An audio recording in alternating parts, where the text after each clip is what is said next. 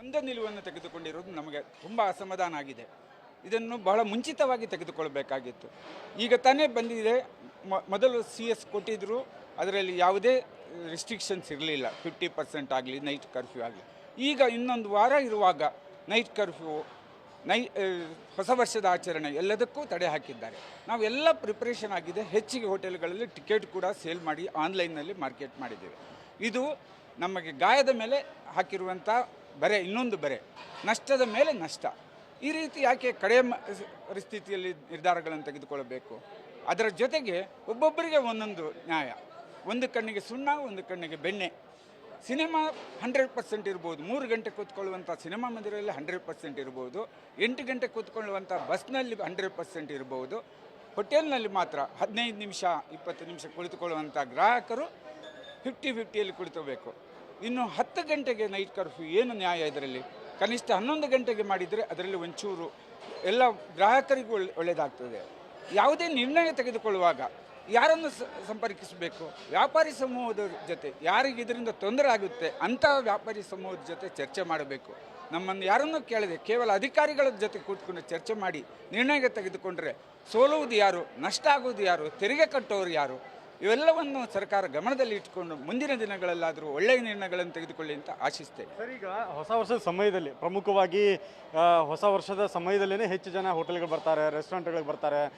ಈಗ 50-50 ರೂಲ್ಸ್ ಅನ್ನೋದು ಕೂಡ ಜಾರಿಯಾಗಿರುವಂಥದ್ದು. ಇದನ್ನು ಹೇಗೆ ತಾವು ಸಿದ್ಧತೆ ಮಾಡ್ಕೊಳ್ತೀರಿ? ಈಗಾಗಲೇ ಪ್ಲಾನ್ ಆಗಿಬಿಟ್ಟಿತ್ತು, ಬುಕ್ಕಿಂಗ್ ಆಗಿತ್ತು, ಹೋಟೆಲ್ಗಳಿಗೆ, ಸೆಲೆಬ್ರೇಷನ್ಗೆ ಎಲ್ಲದಕ್ಕೂ ಕೂಡ ಬುಕ್ಕಿಂಗ್ ಆಗಿಬಿಟ್ಟಿತ್ತು. ಆದರೆ ಈಗ 50-50 ರೂಲ್ಸ್ ಒಂದಿದೆ. 10 ಗಂಟೆ ಒಳಗಡೆ ಹೋಟೆಲ್ ಕ್ಲೋಸ್ ಮಾಡಬೇಕು. ಇದಕ್ಕೆಲ್ಲ ಯಾವ ರೀತಿ ತಯಾರಿ ಆಗ್ತಿದೆ? ಮತ್ತೆ ಹೊಸ ವರ್ಷ ಆಚರಣೆ ಮಾಡಲಿಕ್ಕೆ ಸಾಧ್ಯ ಇಲ್ಲ.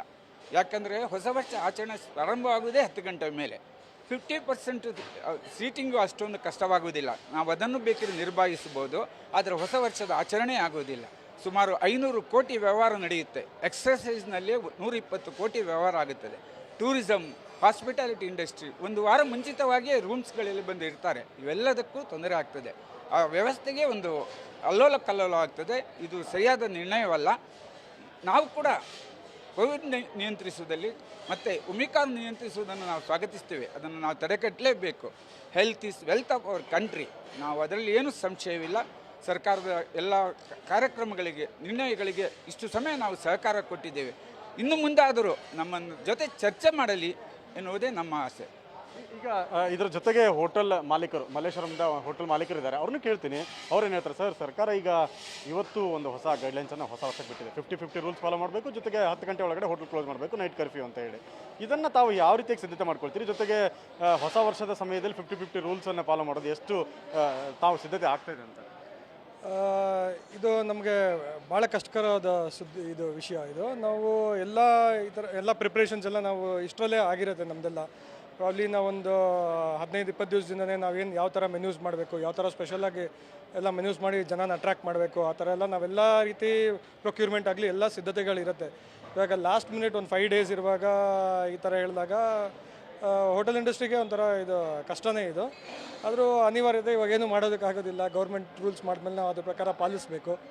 ಸೊ ಅದೇ ಏನೇನೋ ಎಲ್ಲ ರಿಕ್ವೈರ್ಮೆಂಟ್ಸ್ ಎಲ್ಲ ನಮ್ಗೆ ಕಡಿಮೆ ಮಾಡಬೇಕಾಗತ್ತೆ, ನಡೆಸಬೇಕಾಗತ್ತೆ. ಆರ್ಥಿಕವಾಗಿ ನಷ್ಟ ಆಗುತ್ತಾ ತಮಗೆ ಅಂತ? ಭಾಳಷ್ಟು ನಷ್ಟ ಆಗುತ್ತೆ, ಭಾಳಷ್ಟು ನಷ್ಟ ಆಗುತ್ತೆ. Thank you. ಸದ್ಯ ಏನಂದರೆ ಸರ್ಕಾರ ಮಾಡಿರುವಂಥ